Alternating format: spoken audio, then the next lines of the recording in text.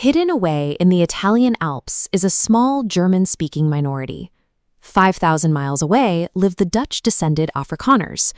Despite numbering just 300,000, this tiny community runs an organization with a single purpose: ensuring the cultural survival of the Afrikaners. These two groups share no obvious genetic links. They have no shared national origin. What binds them is a mutual history of resisting massive state powers, actively trying to erase their insistence.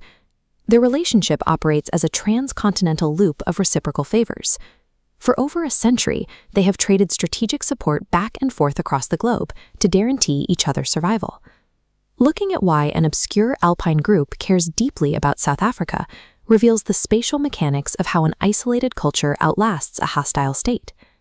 The bond starts in the late 1890s, during the Anglo-Boer War, as Afrikaner farmers faced down the military might of the British Empire. The Tirolians watched this conflict and saw an exact reflection of themselves. 90 years earlier, their own small agrarian militia had fought an imperial superpower, the French Napoleonic Empire. Recognizing a kindred struggle, Tirolians formed support associations in nearly every local city to raise funds for the Boers. One Austrian officer even traveled all the way to Africa to command a volunteer force on the front lines. Fast forward to 1919. The geopolitical map is redrawn after World War I, and Italy annexes the southern half of the Tyrol region for military strategy. Overnight, 300,000 German speakers are trapped within Italian borders. Italy quickly realizes this newly acquired population refuses to assimilate.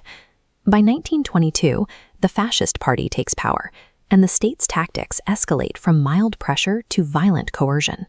The regime bans German schools and outlaws all German cultural associations. They enforce silent funerals, forbidding families from praying in German over their dead.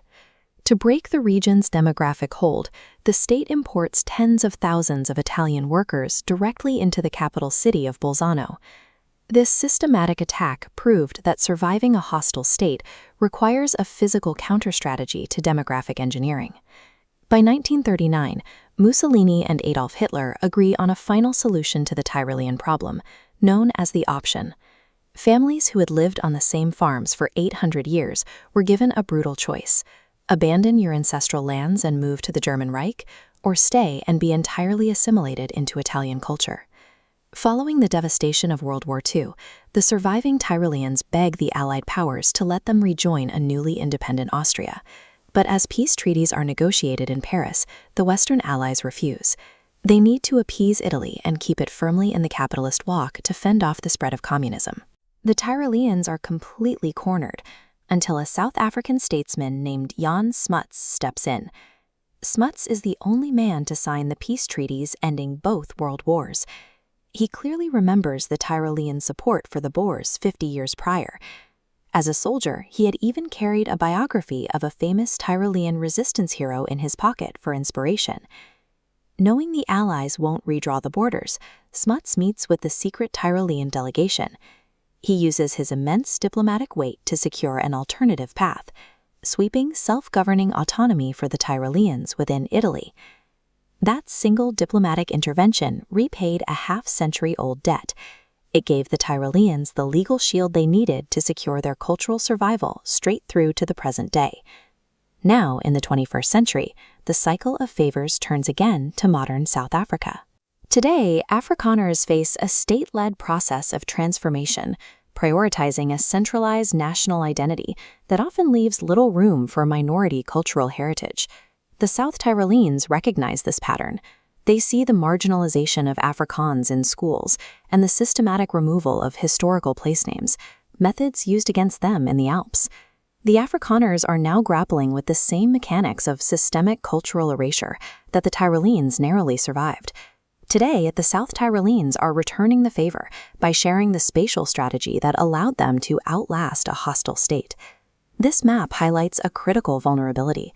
South Tyrol survived because its 300,000 people are highly concentrated on a specific piece of land. The Afrikaners number 2.7 million, but they are dangerously dispersed across a massive geographic area.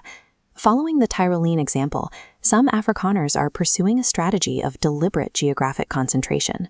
They look to strategic settlement projects like Orania as a way to create a physical reality that the state cannot easily ignore. Cultural survival ultimately relies on the uncompromising spatial reality of demographic concentration. Without a territory of their own, even the most stubborn traditions have nowhere to live.